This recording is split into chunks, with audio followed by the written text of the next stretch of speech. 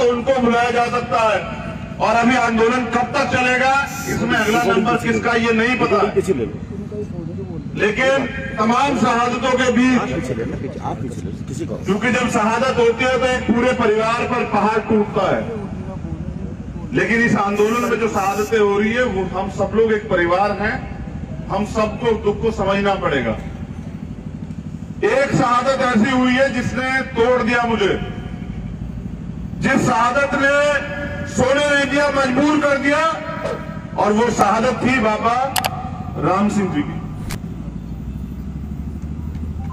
जब संत शहादत देते हैं ना, संत समझते हैं जिनको कोई मोह नहीं होता, लालच नहीं होता, किसी तरह का झूठ फरेब नहीं होता उनकी जिंदगी में, जो पूरे समाज को, पूरे देश को अपना परिवार मानते हैं। और बाबा राम सिंह जी की जो शहादत हुई, एक शहादत का नोट तो आपने पढ़ा होगा, मीडिया ने आपको पढ़ के सुनाया एक दिन, लेकिन मैंने वो 10 पेज का नोट भी पढ़ा जो वो नानकसर सिंह गुरुद्वारा सिंगड़ा में जो है छोड़ के गए। उन्होंने कहा कि मेरी शहादत को कारता मत समझना, लेकिन मैं शहादत इसलिए दे रहा हूं क्योंकि तमाम लोग इस आंदोलन में भागीदारी कर रहे हैं। कोई मेडल लौटा रहा है, कोई कुछ और लौटा रहा है, कुछ सड़क पे है, पानी तूफान सब चीजें झेल रहे हैं, लेकिन मैं संत हूं। ऐसा नहीं कि संतों ने आगू नहीं रहे संत, यहां हमारे संतों गुरुओं ने पहले भी कुर्बानियां दी है, और इतिहास और भारत इस बात का गवाह है कि हमने तलवारों के दम पे भी जो है गुलामी स्वीकार नहीं की, लड़ते रहे, अपने अधिकारों के लिए संघर्ष करते रहे, ये देश इस बात का गवाह है। लेकिन संत जी ने कहा कि मैं अपने प्राणों का बलिदान इसलिए दे रहा हूं कि मेरे जाने के बाद देश जागे, लोग मेरे बलिदान को समझे, और जो लोग जाग गए उनका तो स्वागत है, जो लोग घर पड़े हैं वो भी घर से निकले, उस आंदोलन को मजबूत करें। क्योंकि ये आंदोलन, ये जो बिल लाए गए हैं, अगर ये लागू हो जाते हैं ना, मैं स्टाम्प लिख के देता हूं कि 10 साल में भारत में भुखमरी आ जाएगी, भारत का एक एक आदमी रोटी को तरस जाएगा, रोटी को, याद रखिएगा मेरी बात को, भुखमरी आ जाएगी देश में। और संत जो बहुत दूर तक सोचते हैं, उन्होंने कुर्बानी इसलिए दी क्योंकि हमारे महापुरुषों का इतिहास है। मैं याद दिला रहा हूं, नौजवान साथी यहां हैं, शहीद भगत सिंह चाहते तो शहीद आजम भाग सकते थे, शहीद आजम चाहते तो सलाखों से उनके साथी उनको निकाल सकते थे। रत्ता जी मेरी बात पे गौर कीजिएगा, पुरानी बात है लेकिन बहुत ईमानदारी की बात है। उन्होंने कहा कि हम गिरफ्तारी देंगे, और जो बात हमारी नहीं कर लिखी जा रही है, तानाशाही सरकार नहीं बोलने दे रही है, वो बात हम जनता तक पहुंचा के रहेंगे कि आखिरकार सच्चाई क्या। ये जो भीम आर्मी के लोग जिनको आप नाम से जानते हैं ना, मैं आंदोलनकारों में कड़वी सच्चाई बता रहा हूं। पहले तो आंदोलन में कोई जाता नहीं है साहब, किसान आंदोलन में खुशी से नहीं आए। 3 डिग्री टेम्परेचर पे, 1.5 डिग्री टेम्परेचर पे जहां रजाई से पैर बाहर नहीं निकालते ना साहब, वहां लोग, हमारी बीएमपीआई, हमारी बहनें छोटी, हमारे ताए चाचे, हमारे नौजवान बच्चे, हमारे भाई वहां सड़कों पे खुशी से नहीं है। तो आंदोलन में आदमी तब आता है जब उसको सारी उम्मीदें खत्म हो जाती है कि ये लोग हमें न्याय नहीं देंगे, हमारी बात नहीं मानेंगे, और भारत में लोकतंत्र है, हमें जाके अपनी बात मनवानी है, इसलिए हम लोग आंदोलन में जाएंगे। तो हम लोग जब आंदोलन में जाते हैं ना,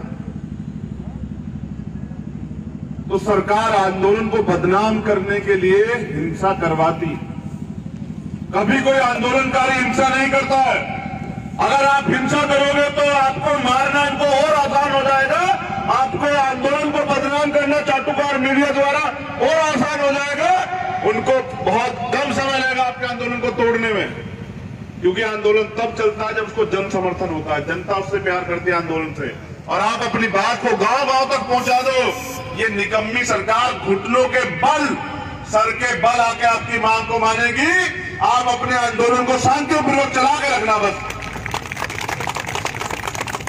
तो जैसा मैंने आपको कहा कि कोई आंदोलनकारी हिंसा नहीं करता है, इनके लोग हमारी भीड़ में आके और वो हिंसा का सहारा लेते हमें बदनाम करने का काम करते हैं, तब जाके हिंसा होती है। और ये तो चाहते हैं कि हिंसा हो और हम गोली चला के साबित करें कि ये हिंसक लोग थे। आज तक देश का इतिहास है, कोई जो आंदोलन में आया वो हिंसा करने नहीं आया, हथियार नहीं लेके आया। जितने लोग यहां बैठे हैं, क्या कोई हथियार भी लेके आया घर से? हम लोग आए हैं अपने आंदोलन को धार देने, ताकत देने, और अपनी, जैसा अभी ये आदेश हो रहा था, मैं तो नौजवानों से निवेदन करूंगा कि वो हाथ बांध के अपने आगू जो लोग हैं, अपने जो आगे जो चल रहे हैं हमारे, उनके पीछे पीछे चलते रहे। और मैं भी देखना चाहता हूं कि सरफरोशी की तमन्ना अब हमारे दिल में है, देखना है जोर कितना बाजुए का दिल में है, और वक्त आने दे बता देंगे तुझे आसमां, हम अभी से क्या बताएं क्या हमारे दिल में है। आपके सीने पे लगी है गोली, अगर ये सरकार, निकम्मी सरकार, ये झूठी सरकार, दोहरी सरकार, गुंडे सरकार अगर आपके सीने पे गोली चलाएगी तो फट से जो है हमारा सीना चौड़ा हो जाएगा। कायरता नहीं दिखानी है, क्योंकि हम लोग हक की लड़ाई लड़ रहे हैं। आप इनको गोली चलाने देना, आप ईमानदारी से हाथ बांध कर अपने आंदोलन को चलाना। और जैसा मैंने कहा कि आपका आंदोलन सफल भी होगा। बाबा राम सिंह जी की कुर्बानी, उनकी शहादत व्यर्थ नहीं जाएगी, और एक भी शहीद की शहादत व्यर्थ नहीं जाएगी। आपका जो त्याग बलिदान जो दुनिया देख रही है, ऐसे नहीं समर्थन होता है दुनिया में। कोई ऐसे क्यों ना करता किसी को समर्थन कि भाई अच्छा काम कर रहे हैं। समर्थन इसलिए हो रहा है, दुनिया के लोग समर्थन कर रहे हैं, क्योंकि वास्तविकता में यही लोकतंत्र है कि अगर आप किसी कानून से सहमत नहीं है, चाहे वो सरकार ने बनाया या किसी कोर्ट ने बनाया, तो आप लोग आंदोलन करके अपनी बात को रखो। और भारत आजाद भी तो ऐसे ही हुआ था, समझ रहे? भारत आजाद भी तो ऐसे हुआ था कि आंदोलन हुए। और जैसा मैंने आपको कहा कि अगर अपने देश को बचाना, ये जो आंदोलन है ना, ये सिर्फ किसानों का नहीं है। नौजवान बड़ी गौर से सुने, ये देश के भविष्य का आंदोलन है। जिससे टकराए हैं वो अंधाता है, और जो टकरा रहे हैं उनको ये नहीं पता कि आखिर आज ही सही कह रहे थे, सही दसिया कि गलत लोगों से पंगा ले लिया। ये लोग तो सही है, लोग गलत नहीं है, लेकिन ये पंगा गलत है वाकई में। अगर आप और 10 दिन टिके रहे, डटे रहे, मैं गारंटी देता हूं कि इनकी दरें हिल जाएंगी। और आप कह रहे थे ना प्रधान जी कि चलो भाई मोदी तो नहीं मान रहा, लेकिन मोदी के जो नुमाइंदे हैं, जो MP MLA बनाए, मैं गारंटी देता हूं इतिहास इस आंदोलन को याद रखेगा। उनके वो अपने बच्चों का सामना नहीं कर पाएंगे जो आज सरकार के एजेंटगिरी कर रहे हैं। आप याद रखेगा मेरी बात को।